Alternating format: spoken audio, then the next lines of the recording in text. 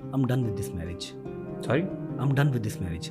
ठीक है, इतना काफी है। आपको क्या लग रहा है? मुझे ये सुन के खुशी हो रही है। नहीं नहीं, आपको खुशी नहीं होगी, लेकिन मेरे अंदर जो सारा कुछ है, मैं मुनाफकत की यारी दोस्ती नहीं चला सकता, मैं मुनाफकत का रिश्ता क्या ही चलाऊंगा भाई। ना उसकी कोई मजबूरी है ना मेरी को मजबूरी है। ठीक है, किवान रहा, जहां तक बात किवान की, किवान सुल्तान भट्ट की, वो मेरा बेटा है।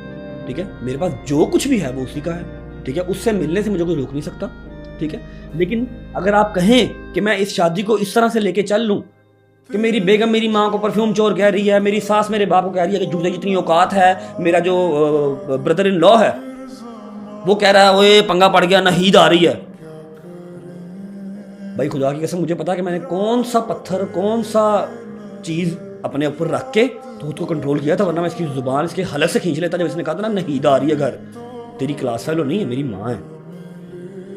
ठीक है, मैं ये सारी चीज़ें रख के अपने दिल के अंदर, और 25 मैसेज वो जो मैं यहाँ पर निकाल ही नहीं सकता, जब मैंने कभी ना पहले निकाले हैं ना अब निकाले हैं, जिन्होंने आपको स्टफ भेजा, जिन्होंने मुझे स्टफ भेजा, उन्होंने ही उस्मान ज़ेब को भेजा, और 4 पॉडकास्ट वालों को और भेजा, शायद उन्होंने देखा या नहीं देखा मुझे नहीं पता। ठीक है, जहाँ वो जब चाहेंगे वो 1 मिनट से पहले क्लियर कर देंगे कि ये कुछ AI, ये कुछ टेम्पर्ड नहीं है, पूरा ग्रुप चल रहा है। अल्लाह ताला ने आपको बड़ी इज्जत दी है, अल्लाह ताला ने मुझे इज्जत दी बहुत है, शोहरत मुझे दी बहुत है, हौसला दिया है, बहुत उसी पैसे हौसले दिए सुन लेना और भाई। एक प्यारा सा बेटा दिया है। भाई वो मेरी जिंद जान है, मेरा हर चीज़ पे कुर्बान है।